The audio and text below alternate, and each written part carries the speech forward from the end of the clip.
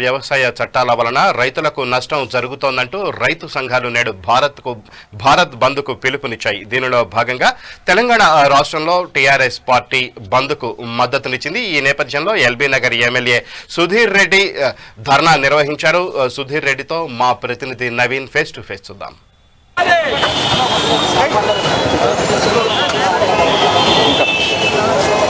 కేంద్ర ప్రభుత్వం తీసుకొచ్చిన వ్యవసాయ చట్టాలకు నిరసనగా రైతు సంఘాలు ఈరోజు భారత్ బంద్కు పిలుపునిచ్చాయి. ఈ బంద్కు సీఎం కేసీఆర్ సంపూర్ణ మద్దతు ప్రకటించారు. అందులో భాగంగా తెలంగాణ రాష్ట్రం మొత్తం టీఆర్ఎస్ శ్రేణులు ఆందోళన చేపట్టారు.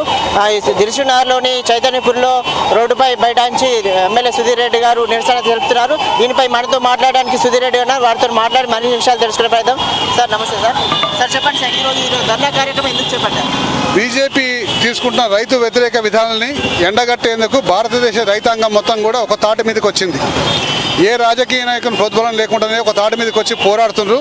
కేవలం భారతదేశంలో కాదు, విదేశాల్లో ఉన్న ఈ రైతు యొక్క మద్దతుదారులు కూడా లండన్లో కానివ్వండి, ఆస్ట్రేలియా కానివ్వండి, ఇలా అమెరికాలో కానివ్వండి, ఈ యొక్క వ్యతిరేక విధానం వల్ల పోరాటం మొదలుపెట్టిండ్రు. అందరం కూడా ఈరోజు ఈ భారతీయ జనతా పార్టీ చేస్తున్న రైతు వ్యతిరేక విధానాన్ని తీవ్రంగా ఎండగట్టి రాబోయే రోజుల్లో రైతుకు ఇబ్బంది కలగకుండా వాళ్లకు మార్గం సుగమం పెట్టేటువంటి ఒక మంచి వాతావరణం నెలకొల్పాలని చెప్పేసి టీఆర్ఎస్ కూడా వాళ్ళకు సహాయకారిగా ఈ బంద్లో పార్టిసిపేట్ చేస్తున్న సందర్భంగా వీళ్ళందరూ కూడా స్వచ్ఛందంగా కూడా ఎవరైతే వ్యాపారాలు చేసుకున్న వాళ్ళందరూ కూడా వాళ్ళే షాప్స్ బంద్ చేసుకొని మేము దీన్ని స్వాగతిస్తున్నాము, మీకు మద్దతు ఇస్తామని చెప్పేసి స్వచ్ఛందంగా బంద్ చేసుకున్న షాపుల వాళ్లకు మరి ఇక్కడ విచ్చేసిన టీఆర్ఎస్ కార్యకర్తలకు అందరూ కూడా ధన్యవాదాలు తెలుపుకుంటున్నాం.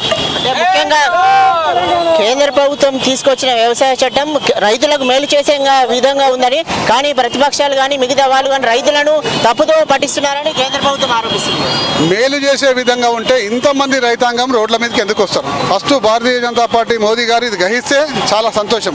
ఆయన నిరంకుశ వైఖరితోటి ప్రభుత్వాలను కానీ ప్రజల్ని కానీ తప్పుదో పట్టించే ప్రయత్నంలో భాగంగా వాళ్ళ యొక్క దొంగ సోషల్ మీడియాని తప్పుడు వార్తలతోటి భారతదేశంలో అందరూ ప్రచారం చేసుకుంటూ ప్రతిపక్ష నాయకులు రైతులు అందరూ మోసకారులు అనుకుంటూ వాళ్ళతో తీవ్రవాదులు చేరిందని చెప్పేసి అనుకుంటూ రకరకాల పోస్టులు పెడుతున్నారు. కాబట్టి మోదీ యొక్క సోషల్ మీడియాని తీవ్రంగా ఖండించాల్సిన అవసరం ఉందని చెప్పేసి ఈ సందర్భంగా మనం చేసుకుంటున్నాం. అంటే ఇప్పుడు కేంద్ర ప్రభుత్వం మంత్రి కిషన్ రెడ్డి గానే ఒక ఆరోపణలు చేస్తున్నారు. గతంలో టీఆర్ఎస్ ప్రభుత్వం సీఎం కేసీఆర్ ఖమ్మంలో రైతులకు బేడీలు వేయించి వాళ్ళని అరెస్ట్ చేయించిన సీఎం కేసీఆర్ ఇప్పుడు అంటే రైతులకు మద్దతు ప్రకటించి ఒక నాటకం అని చెప్తున్నారు. చాలా పొరపాటు.